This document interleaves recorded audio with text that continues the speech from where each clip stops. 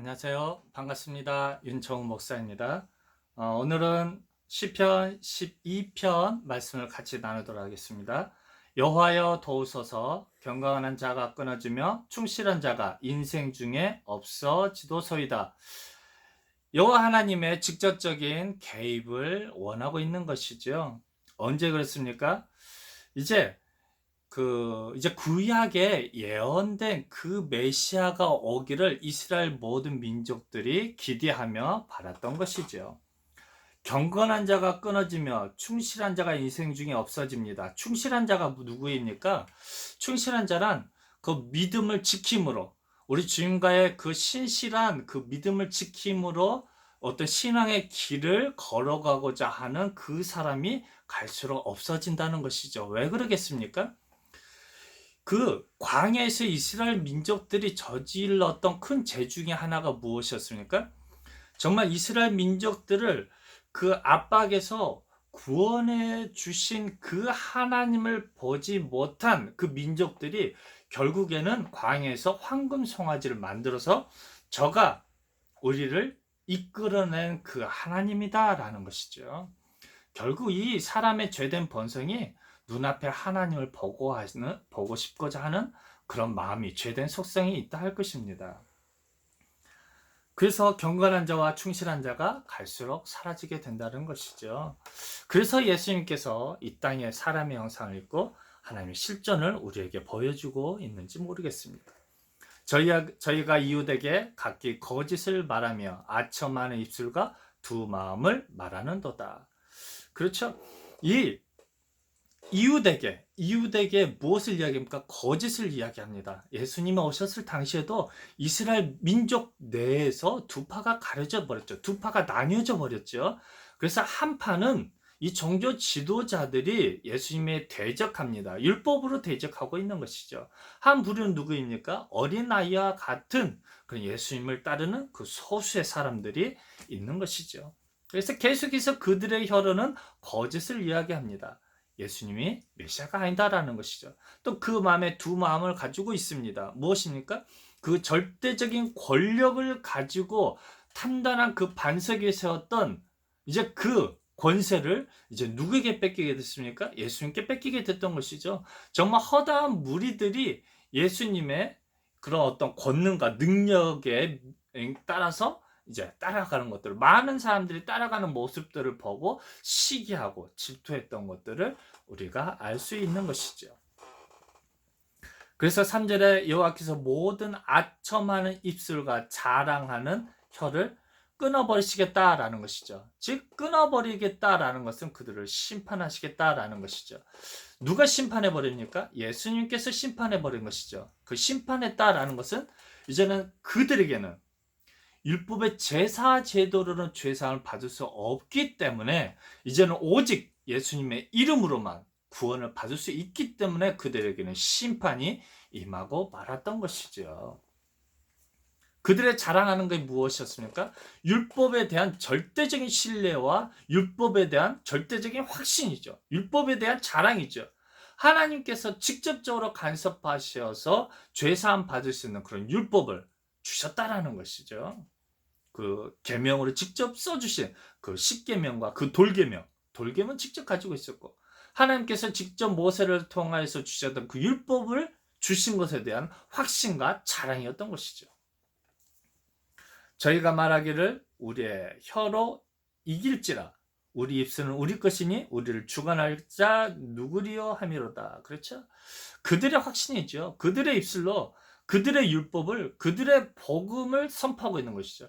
지금 이 시대에도 이스라엘 민족은 동일하게 그들의 확신을 가지고 그들의 율법에 대한 그런 프라이드를 가지고 선포하고 있는 것이죠. 그래서 감히 이 복음에 대해서, 이 율법에 대해서 감히 누가 좌주할 수 없다라는 것이죠. 하나님이 주신 절대적인 그 신뢰를 가지고 있다라는 것이죠. 하지만 그 복음의, 그 율법의 핵심인 그 메시아 예수님을 그들은 바라보지 못한 것이 그들에게는 최후의 심판으로 다가오고 말았던 것이죠. 여호와의 말씀에 가련한 자의 눌림과 궁핍한 자의 탄식을 인하여 내가 이제 일어나 그 죄를 그 원하는 안전지대에 두리라 하시도다. 이제 여호와께서는 이 가련한 자가 누구입니까? 심령이 가난한 자고 마음이 가난한 자고, 그렇죠? 이 눌림과 굶김한 자의 탄식이죠. 이제 그 죄로 말미암아서 이제는 이스라엘 민족뿐만이 아니라 전 세계의 이방 민족에게까지 대한 이 복음의 선포이죠. 그래서 이 시대에 정말 그 만약에 예수님께서 부활하셔서 성령으로 오시지 않았다면 정말 저희들은 이제 예수님의 이름을 들을 수도 없고 죄사함의 방법도 없고 하늘 아래서 습히 이를 갈며 눈물만 있을 뿐일 것입니다. 그런 자가 누구입니까? 바로 심령이 가난한 자이죠. 궁핍한 자이죠. 그런 탄식을 인하여 내가 이제 일어나 죄를 저를 그 원하는 안전지대가 어디입니까? 이젠 사단의 그 미혹과 사단의 그 협박과 이제 그것으로부터 우리를 보호해 주시는 것이죠. 우리의 영혼을 보호해 주시는 것이죠. 어디까지요?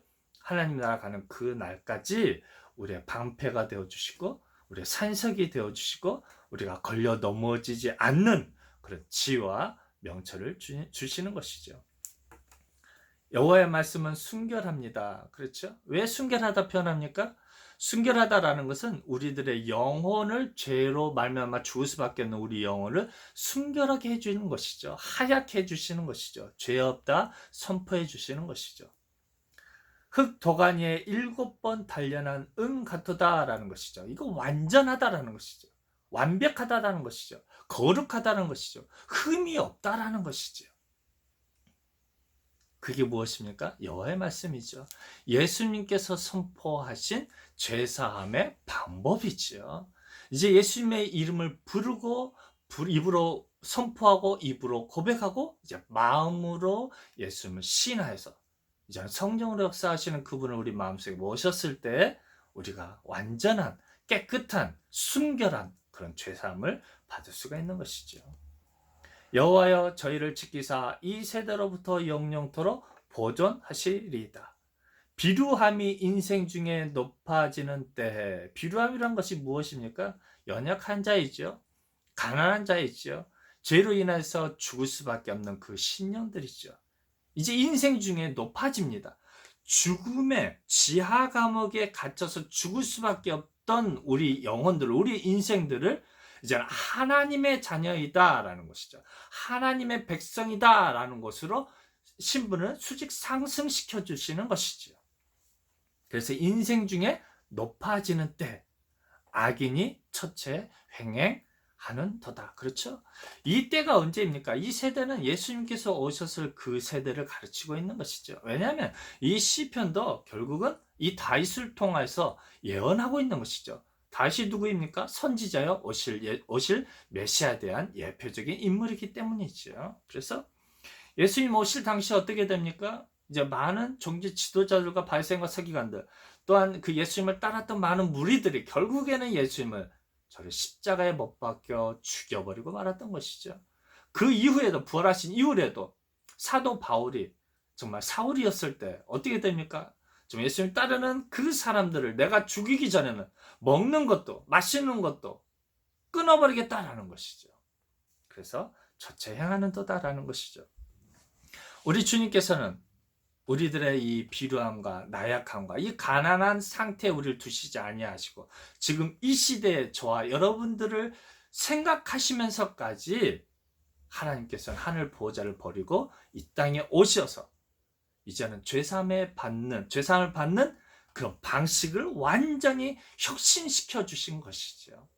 그래서 이 시대에 우리가 우리 주님을 부름으로 우리 주님을 마음으로 믿음으로 이제 우리가 하나님 말씀으로 성장해서 하나님의 군사로 살아갈 수 있도록 우리에게 은혜와 사랑을 베풀어 주신 것이죠. 이 시편 말씀을 읽음으로 늘 소망을 가지고 희망을 가지고 살아가는 저 여러분이 되시기를 주님의 이름으로 부탁드립니다. 감사합니다.